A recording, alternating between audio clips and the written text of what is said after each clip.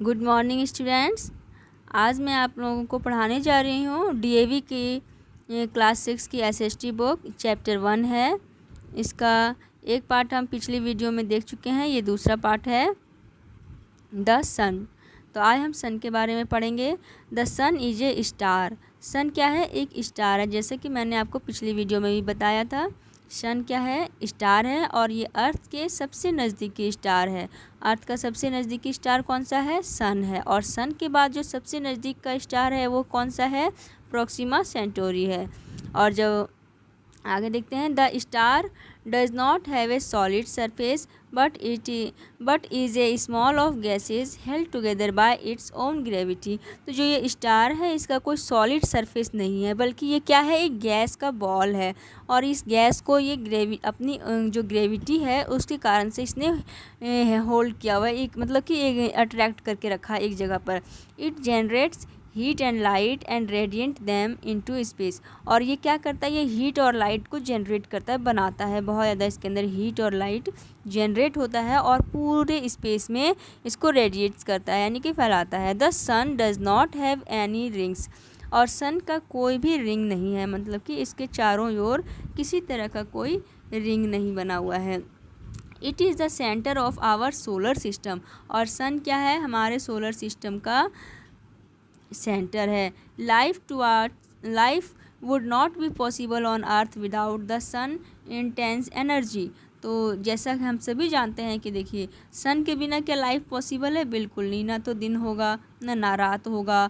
और जब सन नहीं होगा तो फिर देखिए ना पेड़ पौधे उगेंगे, और पेड़ पौधे नहीं उगेंगे तो ना हमें ऑक्सीजन नहीं मिलेगा। तो लाइफ कैसे पॉसिबल है? तो सन के बिना बिल्कुल भी लाइफ पॉसिबल नहीं है। The sun is a very huge mass. The sun is a very huge mass which bigger than all its companion put together। तो जो ये सन जो है ये बहुत ही बड़ा है। जो इसके जो कंपेनियंस हैं, इसके जो साथी हैं बाकी 8 प्लैनेट्स, उसकी तुलना में ये बहुत ही बड़ा है। It is about 1.3 million times bigger than our earth. और ये हमारे अर्थ से कितना गुना बड़ा है? 1.3 मिलियन गुना बड़ा है हमारे अर्थ से। Due to the sun's huge size all members of the solar system are held by its gravitational pull and they revolve round it in their respective orbits. तो ये जो सन का जो बहुत ह्यूज साइज़ है, इसी के कारण, ये ह्यूज साइज़ के कारण जो सोलर सिस्टम के मेंबर्स हैं, जो 8 प्लैनेट्स हैं, वो सब ग्रेविटेशनल के कारण से, इस ग्रेविटेशनल के कारण उसने सबको अपनी तरफ खींच के रखा हुआ है। और ये सारे 8 प्लैनेट्स इस सन के चारों ओर घूमते हैं और वो एक फिक्स ऑर्बिट्स में घूमते हैं सभी। जैसे कि ये सन है तो इसके चारों तरफ कोई यहाँ घूम रहा है, कोई यहाँ घूम रहा है, कोई यहाँ घूम रहा है। इस तरह करके सब का एक फिक्स ऑर्बिट बना हुआ है और वे उसी ऑर्बिट से घूम रहे हैं। Though the distance between the Earth and the Sun is about 150 million kilometers, it is the nearest star to the Earth as compared to other stars. The rays of the Sun reach the Earth's surface in about 8 minutes. तो जो अर्थ और सन के बीच की जो दूरी है लगभग 150 million kilometre है। और जो ये जो है वो अर्थ का सबसे नियरेस्ट स्टार है। और जो सन का जो रे है वो अर्थ पर पहुंचने में कितना टाइम लगता है? 8 मिनट का टाइम लगता है। सन का जो रे है, सन की जो रोशनी है, धूप है, ये अर्थ पर पहुंचने में 8 मिनट्स का टाइम लगता है। नेक्स्ट देखते हैं द प्लैनेट्स, यानी कि प्लैनेट्स के बारे में अब हम पढ़ते हैं। Planets are the heavenly bodies which receive light and heat from the sun. तो प्लैनेट्स क्या है? एक हेवनली बॉडीज़ है, यानी कि खगोलीय पिंड है, एक हेवनली बॉडी है। और ये इसे लाइट कहाँ से मिलता है? लाइट और हीट इसे सन से मिलता है। They do not have their own light. और इनके पास अपना लाइट नहीं होता। देखिए, अर्थ के पास अपना लाइट है क्या? बिल्कुल नहीं। इसे कहाँ से लाइट मिलती है? सन से मिलती है। तो इसी तरह बाकी के प्लैनेट को भी लाइट और हीट सन से ही मिलती है। The total number of planets in the solar system are 8। तो ये तो पहले ही मैं आपको बता चुकी हूँ कि सोलर सिस्टम में कितने प्लैनेट्स हैं? 8 है। In the order of their distance from the sun. तो जो इनकी जो दूरी है सन से, उसका ऑर्डर कैसा है, तो सन के सबसे पहले सन के बाद क्या आता है, मरकरी, फिर वीनस है, फिर Earth, Mars, Jupiter, Saturn, Uranus and Neptune. तो ये सन से दूरी, जो उनकी दूरी का है, डिस्टेंस का क्रम दिया हुआ, जैसे कि ये सन है तो उसके बाद मरकरी है, वीनस, अर्थ, मार्स, जुपिटर, सैटर्न, यूरेनस और नेपच्यून। इस तरह सबसे नज़दीक कौन सा है, मरकरी है, और सबसे बाद में सबसे दूर में नेपच्यून है। The first four planets in order of their distance from the sun are Mercury, Venus, Earth and Mars। तो जो पहले 4 प्लैनेट्स जो हैं सन से उनकी दूरी के क्रम में, तो वो 4 प्लैनेट्स कौन कौन से हैं, Mercury, Venus, Earth and Mars. तो इसको, और they are called terrestrial planets because they have solid rocky surface. तो ये जो 4 प्लैनेट हैं, ये जो सन के दूरी के क्रम में पहले जो 4 प्लैनेट्स हैं, ये सब देखिए, ये सब किससे बने हुए हैं, ये सॉलिड रॉकी सरफेस के बने हुए हैं, इसलिए इन्हें हम क्या कहते हैं, टेरेस्ट्रियल प्लैनेट्स कहते हैं। 2 of the outer planets Jupiter and Saturn are known as gas giants, whereas the more distance Uranus and Neptune are called ice giant. तो इसके बाद के जो 2 प्लैनेट्स हैं जुपिटर और सैटर्न, वो क्या कहलाते हैं, गैस जिएंट, क्योंकि ये गैस के गोले से, गैस से बने हुए हैं। और उसके बाद के जो 2 हैं यूरेनस और नेपच्यून, वो क्या कहलाते हैं, आइस जिएंट कहलाते हैं। Mercury has a thin atmosphere. Mercury का क्या है, एक बहुत ही थिन एटमॉस्फेयर है, वहाँ का एटमॉस्फेयर क्या है, बहुत थिन है, बहुत कम, मतलब कि वहाँ पे हवा है, इन एटमॉस्फेयर है। The days are very hot but at night temperature drops hundreds of degree below freezing point. तो जो यहाँ का दिन होता है वो बहुत ज़्यादा गर्म होता है, और जो रात होती है मरकरी पे, वो क्या होता है कि जो फ्रीजिंग पॉइंट है उससे 100 डिग्री से भी ज़्यादा नीचे चला जाता है यहाँ का। इतनी ज़्यादा ठंड यहाँ पर होती है, क्योंकि यहाँ पर क्या है, एटमॉस्फेयर बहुत कम है, इसके कारण से दिन बहुत ज़्यादा गर्म और रातें बहुत ज़्यादा ठंडी होती है। तो यहाँ पे बहुत थिन एटमॉस्फेयर के कारण क्या होता है कि जब सनलाइट जब आता है, यहाँ पर सन की जो गर्मी आती है, यहाँ पे हीट आता है, तो उसको ये रिफ्लेक्ट नहीं कर पाता है, जिसके कारण से ये बहुत गर्म हो जाता है। और जब इस थिन एटमॉस्फेयर के कारण क्या होता है, जब ये गर्मी आती है, यहाँ पर हीट जब इस प्लेनेट पे आता है मरकरी पे, तो इसको ये फिर रोक के नहीं रख पाता है, जिसके कारण से रात में बहुत ज़्यादा ठंड हो जाती है। It is the smallest planet in our solar system. और ये क्या है, ये हमारे सोलर सिस्टम का स्मॉलेस्ट प्लैनेट है। इस हमारे सोलर सिस्टम का स्मॉलेस्ट प्लैनेट कौन है, मरकरी है। Venus is the hottest planet. तो वीनस क्या है, वीनस जो है वो हॉटेस्ट, सबसे हॉटेस्ट प्लैनेट है, due to its volcanic activities and thick atmosphere. क्योंकि यहाँ पर वो इसकी वॉल्केनिक एक्टिविटीज़ के कारण और इसका थिक एटमॉस्फेयर के कारण जो वीनस है ये सबसे हॉटेस्ट प्लेनेट है। तो क्वेश्चन अगर पूछा जाए कि सबसे हॉटेस्ट प्लेनेट कौन सा है, तो वीनस है। सबसे स्मॉलेस्ट प्लेनेट कौन सा है, तो मरकरी है। इट स्पिन्स बैकवर्ड, यह अर्थ के पहले आता है, यानी कि उसके पीछे है, अर्थ के पहले है, इसके बाद अर्थ आता है। Earth our home planet is the only planet which supports life due to its optimum amount of heat, light and oxygen। तो जो अर्थ, जिस पे हम, जो हमारा होम प्लेनेट है, जिस पे हम रहते हैं, सिर्फ यही एक प्लेनेट है जहाँ पर लाइफ पॉसिबल है। और इसका कारण ये है कि यहाँ पर मतलब कि पर्याप्त मात्रा में जितनी हीट चाहिए, जितना लाइट चाहिए, जितनी ऑक्सीजन चाहिए, वो सब एक सही मात्रा में यहाँ पर मिलती है। Mars known as the red planet. तो मार्स किस नाम से जाना जाता है, रेड प्लेनेट के नाम से। इज़ ए कोल्ड डिजर्ट, और यह एक क्या है, ठंडा मरुस्थल भी है। Its atmosphere is too thin for liquid water to exit for long on the surface. तो जो यहाँ का एटमॉस्फेयर है ये बहुत थिन है, जो कि लिक्विड वाटर है, जिसके कारण से यहाँ पर रहने के लिए, मतलब कि अगर सरफेस पे रहेगा तो बहुत जल्दी ये वेपराइज हो जाता है, क्योंकि यहाँ का एटमॉस्फेयर बहुत थिन है। Jupiter, Saturn, Uranus and Neptune have rings. तो ये जो जुपिटर है, सैटर्न है, यूरेनस है और नेपच्यून है, इन सब के चारों तरफ कैसे रिंग्स बनते हैं। मान लीजिए ये जुपिटर है तो इसके इधर रिंग बना रहता है, ये सैटर्न है तो इसके यहाँ भी रिंग बना हुआ है इस तरह का।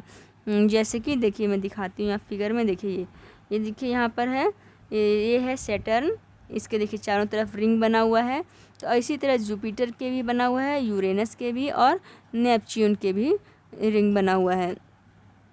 The rings around Jupiter are very faint and hence can not be seen by naked eyes.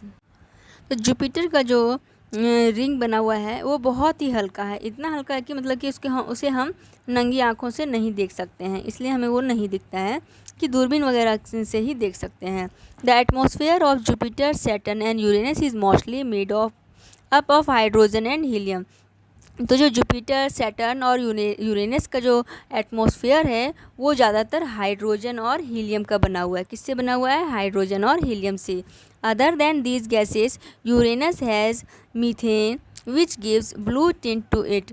तो इसके अलावा जो यूरेनस में गैस, एक और गैस होता है मीथेन, वो भी है, जिसके कारण से इसका कलर कैसा दिखाई देता है? हल्का ब्लू दिखाई देता है हमें। Neptune is similar in composition of Uranus, composed primarily of hydrogen and helium along with trace of hydrocarbon and nitrogen. तो नेपच्यून भी इसी के सिमिलर जो है, यूरेनस के सिमिलर ही कंपोजिशन किया हुआ है। और इसमें प्राइमरी क्या है? इसमें हाइड्रोजन है, हीलियम है और क्या है? और इसमें हाइड्रोकार्बन और नाइट्रोजन भी है। It also contains a higher proportion of ammonia and methane. और इसमें और भी क्या है? अमोनिया और मीथेन भी जो है वो काफ़ी हाई प्रोपोर्शन में इसके एटमॉस्फेयर में है। नेक्स्ट है, do you know earlier Pluto was considered as the 9th planet. In 2006 the International Astronomical Union established a new category dwarf planet for Eris and Pluto. तो पहले जो है, पहले के टाइम में प्लूटो को भी प्लेनेट माना जाता था और वो 9th प्लेनेट था। लेकिन जो 2006 का इंटरनेशनल एस्ट्रोनॉमिकल यूनियन का जो इस्टेब्लिश्ड हुआ, और उसकी जो उसमें जो मीटिंग में जो न्यू कैटेगरी उन्होंने तय की प्लैनेट्स के लिए कि प्लैनेट्स किसको माना जाए, तो उसमें जो है प्लूटो जो है वो बौने ग्रह की श्रेणी में आया, यानी कि वो उसे जो है सो ग्रह नहीं माना गया, क्योंकि वो ये जो प्लैनेट्स के जो भी रूल्स होते हैं उसको वो फॉलो नहीं करता है। The ring around the Saturn were first seen by Galileo, a great astronomers of Italy, through his telescope in 1610 AD। तो जो सैटर्न का जो रिंग है वो सबसे पहले किसने? गैलीलियो ने देखा था, जो कि इटली के हैं और इन्होंने टेलीस्कोप से 1610 AD में वो देखा था। The rotation time and revolution time of 8 planets are as follow.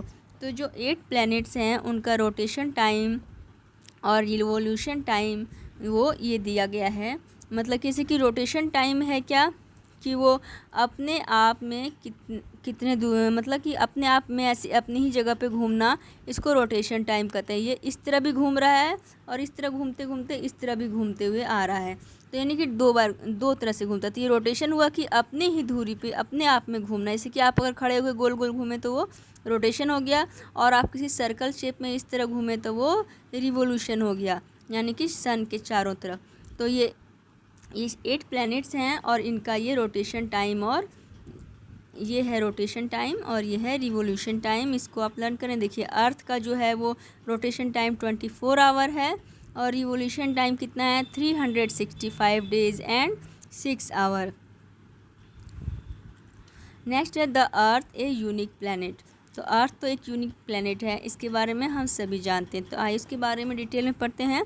The Earth on which we live is placed at 3rd position in order of the distance from the sun. तो जो सन से जो दूरी है उसके क्रम में, मानिए ये सन है, इसके बाद यहाँ पर अर्थ का जो है वो 3rd पोजीशन है। यहाँ क्या है? मरकरी है, वीनस है, उसके बाद 3rd पोजीशन पे अर्थ है। It ranks 5th in size, और साइज़ में ये 5th, इसका रैंक कितना है? साइज़ में इसका रैंक 5th है। डिस्टेंस में इसका रैंक 3 है और साइज़ में 5th है। The earth completes 1 rotation on its axis from west to east direction in about 24 hour which makes 1 day. तो अर्थ का जो रोटेशन है वो वेस्ट से ईस्ट के डायरेक्शन में वो घूमता है और वो 24 आवर में कंप्लीट करता है, और जिससे कि 24 आवर में जब वो एक रोटेशन पूरा करता है तो 1 डे कंप्लीट होता है। Its revolution around the sun is covered in 365 days and 6 hours which make 1 year. और जो इसका रिवोल्यूशन है यानी कि सन के चारों तरफ घूमने का जो टाइम है वो 365 डेज़ और 6 आवर में कंप्लीट होता है। मतलब कि ये सन है तो यहाँ से अर्थ घूमना शुरू करेगा तो यहाँ से वापस घूम के आने में इसको 365 डेज़ और 6 आवर्स लगते हैं। In ancient time, it was believed that the earth is a flat body, but in the 5th century CE, Aryabhatta, an Indian astronomer, declared that the earth is spherical in shape. जो ancient time था, प्राचीन समय, बहुत पहले समय, ये माना जाता था कि अर्थ का जो शेप है वो कैसा है, फ्लैट है, वो फ्लैट बॉडी है। लेकिन 5th सेंचुरी में जो आर्यभट्ट हैं, उन्होंने, जो कि इंडियन एस्ट्रोनॉमर थे, उन्होंने ये डिक्लेयर किया कि अर्थ का जो शेप है वो कैसा है, स्फेरिकल है, यानी कि एक बॉल के शेप में है। Now the photographers of the earth taken from the space confirm it's spherical shape. और जो फोटोग्राफर्स थे जो अर्थ का फ़ोटो लेते हैं स्पेस से, तो जो स्पेस से जो फ़ोटो उस अर्थ की ली गई थी उससे ये कंफर्म हो गया कि जो शेप है इसका अर्थ का वो कैसा है, स्फेरिकल शेप है। The Earth bulge slightly at the equator and flattens at the poles. तो जो अर्थ का शेप है क्वार्टर पे हल्का सा मतलब कि फूला हुआ जैसा है और पोल्स पर हल्का सा फ्लैट है। मैं यानी कि देखिए, जैसे कि मैं दिखाती हूँ आपको, ये अर्थ है तो ये इक्वेटर है, तो यहाँ पर थोड़ा सा मतलब कि ऐसे शेप में है, ऐसे शेप में।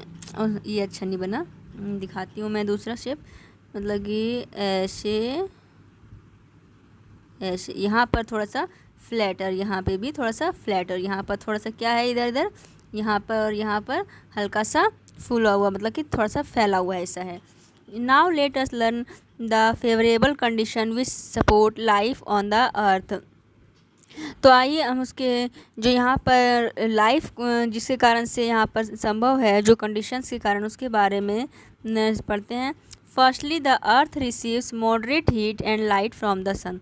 तो फर्स्ट जो रीज़न है जिसके कारण से यहाँ लाइफ जो है संभव हुआ है वो क्या है, सन से हीट और लाइट जो है वो सही मात्रा में, सही क्वांटिटी में यहाँ पर मिलती है।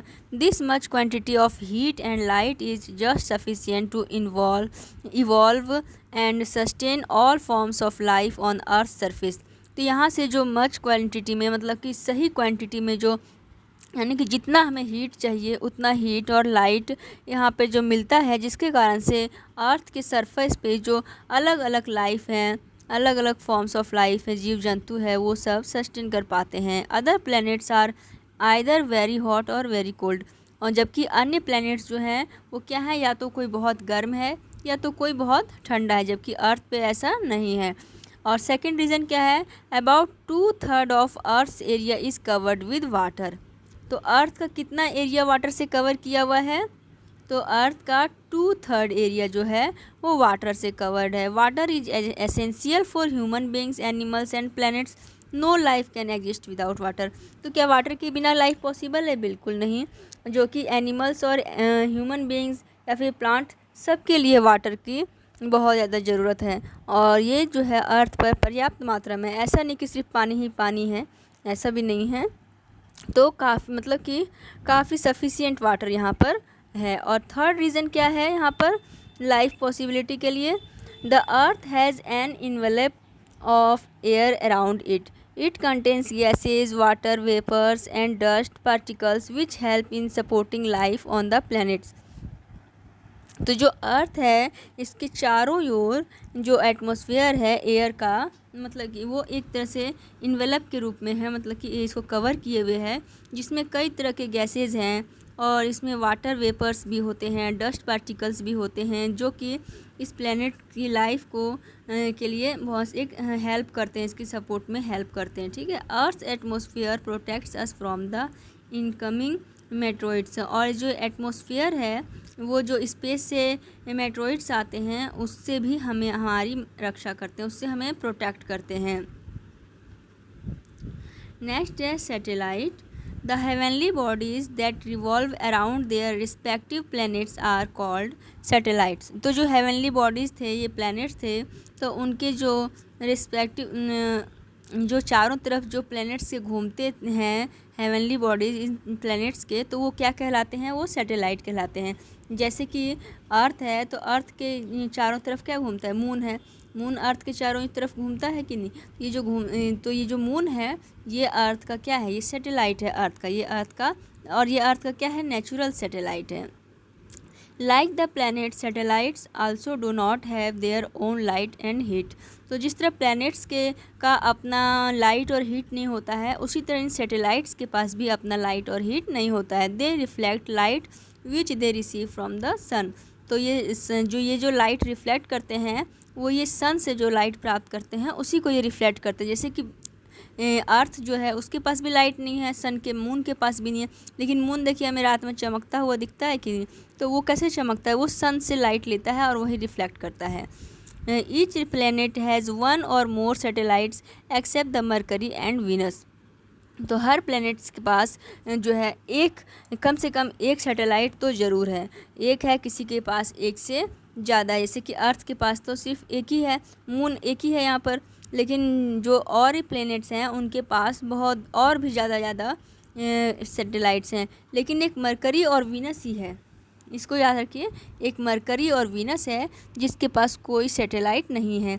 Our earth has one satellite, और हमारे अर्थ के पास वन सैटेलाइट है। वी कॉल इट मून, और इसे हम क्या कहते हैं? मून कहते हैं। As of 2015 Saturn has 53, Jupiter has 50, Uranus has 27, Neptune has 13 and Mars has 2 satellites. तो जैसे कि 2015 में जो है सैटर्न के पास 53 सैटेलाइट थे। कितने हैं? सैटर्न के पास 53 सैटेलाइट हैं, जुपिटर के 50 हैं, यूरेनस के 27 हैं, नेपच्यून के 13 हैं, मार्स के 2 हैं। इनकी यहाँ पे इतने सारे सैटेलाइट हैं। लेकिन अर्थ पर कितना है? एक ही है, मून है। और मरकरी और वीनस पर एक भी नहीं है। नेक्स्ट है the moon our nearest companion, यानी कि मून जो है हमारा नज़दीकी साथी। The moon is the closest celestial body on to the earth. जो मून है वो अर्थ का सबसे नज़दीकी सेलेस्टियल बॉडी है। Its distance from the earth is about 3,84,000 kilometre, और इसकी जो दूरी है अर्थ से वो कितनी है? 3,84,000 किलोमीटर है। The moon also reflect lights which it receive from the sun. जो मून है वो सन से जो लाइट इसको मिलती है उसी लाइट को ये रिफ्लेक्ट करता है। The moon rotates on its axis and also revolves around the earth. तो जो मून है ये अर्थ की तो चारों तरफ राउंड लगाता ही है, लेकिन ये अपने जो एक्सिस है उस पर भी ये राउंड घूमता है। जिस तरह, जैसा कि मैंने अर्थ के बारे में बताया था कि ये अपने आप में भी घूम रहा है और ये अर्थ के चारों तरफ भी घूम रहा है, यानी कि रोटेशन और रिवॉल्यूशन दोनों हो रहा है इसमें। Revolution and around the earth is the same, that is 27.3 days. और ये कितने दिन में कंप्लीट होता है? ये 23.7 डेज़ में कंप्लीट होता है। Due to the same period of both the movements, only one side of the moon is visible from the earth. और इसका जो ये मूवमेंट है ये दोनों के दोनों सेम है, यानी कि इसका रोटेशन भी 27.3 डेज़ में कंप्लीट होता है और इसका रिवॉल्यूशन भी 7.3 डेज़ में कंप्लीट होता है। इसी मूवमेंट के और इसी के कारण जो हमें मून का जो सिर्फ एक ही पार्ट अर्थ से विजिबल होता है, the other side always remains invisible. और जो इसका अदर साइड है वो हमेशा इनविजिबल रहता है, हम उसे नहीं देख पाते हैं। The moon has a barren land comprising of plains, valley and craters. The moon has a barren land comprising of plains, valley and craters. Scientists believe that long ago Earth collided with another space object and resulted in throwing a big chunk of rocky material into the space, and that led to the formation of the moon. तो तो जो moon का जो surface है वो मतलब कि एक बंजर भूमि है, बैरन लैंड है। और यहाँ पे क्या है, यहाँ पे घाटियाँ हैं, क्रेटर्स हैं, बहुत से उबड़ खाबड़ गड्ढे वगैरह ऐसे हैं। और साइंटिस्ट का ये मानना है कि बहुत साल पहले जो है सो अर्थ से कोई स्पेस ऑब्जेक्ट, मतलब कि कोई भी स्पेस का ऑब्जेक्ट जो है सो आकर के अर्थ से जोर कर टकराया होगा, और जिस कारण से इसका एक भाग टूट करके अलग हो गया थोड़ा सा, और वही जो है वही जो मटेरियल है वही जो है मून बन गया। मतलब कि स्पेस से कोई ऑब्जेक्ट आके अर्थ पे इतना ज़ोर से टकराया जिसके कारण से वो थोड़ा सा टूट गया, और वही टूटा हुआ जो पार्ट है वो मून बन गया है, ऐसा साइंटिस्ट मानते हैं। The moon does not have atmosphere around it. Moon का जो है सो इसके चारों तरफ कोई इसका अपना एटमॉस्फेयर नहीं है। It becomes extremely hot during the day time and in the light of the sun, and extremely cold during the night or in shadow. तो जो डे के टाइम में है, इसका जो अपना एटमॉस्फेयर नहीं होने के कारण दिन के समय ये बहुत ज़्यादा गर्म हो जाता है जिस एरिया में सन का लाइट पड़ता है, और रात के समय में ये बहुत ज़्यादा ठंडा हो जाता है जिस एरिया में इसका लाइट नहीं पड़ता, यानी कि शेडो हो जाता है, छाया होता है, उस क्षेत्र में बहुत ठंड होता है। द टेम्परेचर में increase to more than 214 degree Celsius during the day and falls down to -184 degree during the night. Thus no life can possible exist on the moon। तो यहाँ का जो टेम्परेचर है वो मतलब कि 214 डिग्री सेल्सियस से भी ज़्यादा दिन के समय में यहाँ का टेम्परेचर हो जाता है, और रात के समय का टेम्परेचर जो है वो 184 डिग्री -184 डिग्री से भी कम हो जाता है, जिस कारण से यहाँ पर लाइफ तो बिल्कुल भी पॉसिबल नहीं है। फेजेस ऑफ मून, तो मून के फेजेस देखते हैं। We have already learned that one side of the moon gets illuminated by the sun which is visible to us. तो हमने जैसे कि इसके बारे में पढ़ा है कि जो मून का जो है वो इल्यूमिनेशन के कारण, जैसे कि वो अपनी ही रोटेशन और रिवोल्यूशन सेम टाइम होने की वजह से उसका हम एक ही साइड हमेशा देख पाते हैं, एक ही साइड विजिबल होता है। The position of the moon in relation to the sun changes every day. जो मून का जो पोजीशन है सन के रिलेशन में वो हर दिन चेंज होता रहता है। When the illuminated side of the moon is fully hidden from our view it is called the new moon.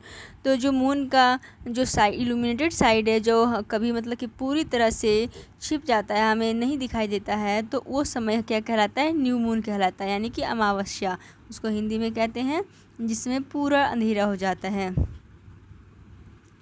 तो डू यू नो में देखते हैं। Astronaut Neil Armstrong was the first human to set foot on the moon.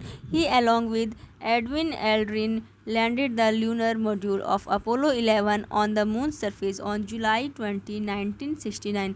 तो जो Neil Armstrong थे, astronaut थे, वो सबसे पहले व्यक्ति थे जिन्होंने चंद्रमा की ज़मीन पर मून की जो सरफेस है वहाँ पर सबसे पहले अपना कदम रखा था। और ये उन्होंने कब रखा था, 20 जुलाई 1969 को वे सबसे पहले चंद्रमा पर उतरने वाले पहले व्यक्ति वे थे।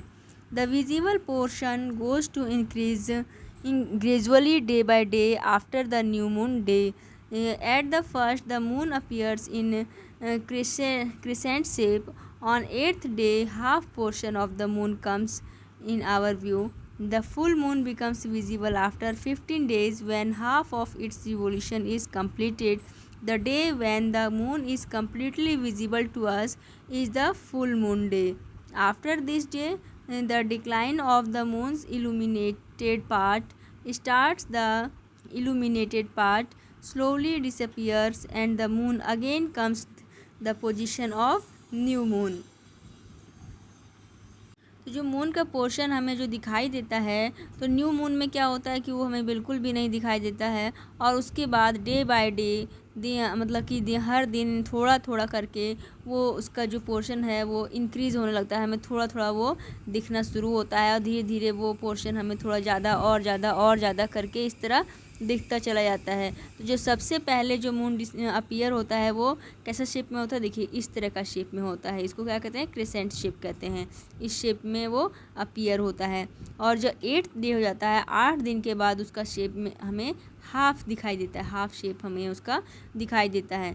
और जो 15 डेज़ जब हो जाता है तो उसके बाद हमें पूरा फुल मून दिखाई देता है। तो जो इस समय क्या होता है, उसका रिवोल्यूशन, एक वन रिवोल्यूशन इसका कंप्लीट हो जाता है तो हमें ये पूरा फुल मून दिखाई देता है, और इसे हम क्या कहते हैं, पूर्णिमा कहते हैं।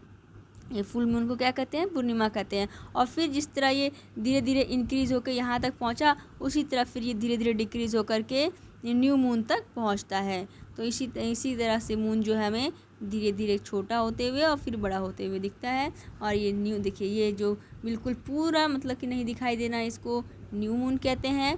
और जब पूरा दिखाई देता है इसको फुल मून कहते हैं, यानी कि पूर्णिमा। और फिर पूर्णिमा से वापस न्यू मून पर आता है तो इसको न्यू मून कहते हैं। The phases of moon are used to determine the lunar dates and to fix the duration of lunar month in India and Arabic countries. The Hindu and the Muslim festivals such as Deepavali and Eid are usually fixed on the basis of lunar dates and months. तो India में और अरब countries में ये जो moon के अलग अलग phase होते हैं, उसी के अकॉर्डिंग लूनर डेट या फिर लूनर मंथ जो है वो बनाए जाते हैं, यानी कैलेंडर वगैरह बनाए जाते हैं। और हिंदू और मुस्लिम के जो बहुत से फेस्टिवल जैसे कि दीपावली और ईद है, वो भी इस लूनर डेट और मंथ्स के अकॉर्डिंग फिक्स किए जाते हैं। Other celestial bodies in the solar system, तो सोलर सिस्टम के अदर सेलेस्टियल बॉडीज़ हम क्या देखते हैं, apart from the sun, star, planet and satellites, there are other celestial bodies also like asteroids, meteoroids and comets that revolve around the sun. तो जो सन का सन के जो सेलेस्टियल बॉडीज़ हैं सन के अपने, जैसे कि जो प्लैनेट्स हैं, सैटेलाइट्स हैं, स्टार्स हैं, इसके अलावा भी जो है वो एस्ट्रॉइड्स और मेट्रॉइड्स और कॉमेट्स, ये सब भी और भी जो ये सब सेलेस्टियल बॉडीज़ सोलर सिस्टम में होते हैं। तो एस्ट्रॉइड्स क्या होते हैं देखते हैं। Asteroids are rocky space objects that orbit our sun. ये क्या है, एक रॉकी है, मतलब कि चट्टान है, जो कि ये भी एक स्पेस का ऑब्जेक्ट होता है और ये भी सन के ऑर्बिट में चक्कर काटता है। This can be a few feet wide to several 100 miles wide. मतलब कि या तो ये कुछ फीट ही चौड़ा होता है, यानी कुछ ही फीट चौड़ा होता है, या फिर कुछ 100 माइल भी चौड़ा हो सकता है, यानी कि कोई मतलब कि छोटा बड़ा या किसी भी साइज़ में हो सकता है। Most asteroids orbit our sun, a star in a region of space between the orbits of Mars and Jupiter known as asteroid belt. तो इनमें से बहुत से एस्ट्रॉयड जो हैं वो जो सन के ऑर्बिट में हैं वो या फिर स्टार हैं। तो और जो region of space between the orbit of Mars and Jupiter known as the asteroid belt. तो जो मार्स है और जुपिटर के बीच का जो रीजन है, जो जैसे कि जब हमने देखा था ये सन था, सन के बाद जो भी प्लेनेट थे तो उसमें से मार्स था और जो जुपिटर था उसके बीच के एरिया को हम एस्ट्रॉयड बेल्ट कहते हैं, क्योंकि यहाँ पे बहुत सारे एस्ट्रॉयड्स होते हैं, तो इससे हम क्या कहते हैं, एस्ट्रॉयड बेल्ट कहते हैं इस एरिया को। और देखते हैं मेट्रॉइड्स क्या है। तो meteoroids are like chunks of rock and debris in space, they become meteoroids or shooting stars when they fall through the Earth's atmosphere, leaving a bright trail as they are heated by the friction of the atmosphere. Most of them break up in the atmosphere before they can strike the surface as meteoroids. तो ये meteoroids क्या होते हैं, इसे देखा हमने। Asteroid क्या होते हैं, ये रॉकी होते हैं, चट्टान होते हैं। तो इन चट्टानों के छोटे छोटे टुकड़े जो बहुत सारे स्पेस में होते हैं वो छोटे छोटे टुकड़े क्या कहलाते हैं, मेट्रॉइड्स कहलाते हैं। और जैसे कि इस मेट्रॉइड्स को हम क्या कहते हैं, जैसे कि अभी आपने कभी आसमान से कुछ चमकता हुआ टूटता हुआ आते हुए देखा, जिसको हम कहते हैं कि तारा टूट रहा है, ये तारा नहीं होता, ये मेट्रॉइड्स होते हैं। तो इन्हें हम शूटिंग स्टार भी कहते हैं, जो कि हमारे अर्थ के एटमॉस्फेयर में आके गिरते हुए आते हुए हैं। तो जब ये हमारे एटमॉस्फेयर में एंट्री करते हैं तो एटमॉस्फेयर के फ्रिक्शन से कारण से इनमें जो है एकदम हीट हो जाता है, बहुत ज़्यादा ये हीट हो जाता है, जिसके कारण से ये हमें ऐसा लगता है कि एकदम चमकता हुआ जलता हुआ आ रहा है। तो और इनमें से बहुत से जो हैं वो एटमॉस्फेयर में ही टूट जाते हैं, सरफेस पे पहुंचने से पहले ही ये टूट जाते हैं। तो नेक्स्ट है कॉमेट्स। तो कॉमेट्स के बारे में देखते हैं क्या है ये। Comets are the small bodies which head and long luminous tail, and they are made up of dust and frozen gases. They appear in the sky after a long period. A comet known as Halley's comet appears in the sky after every 76 year interval.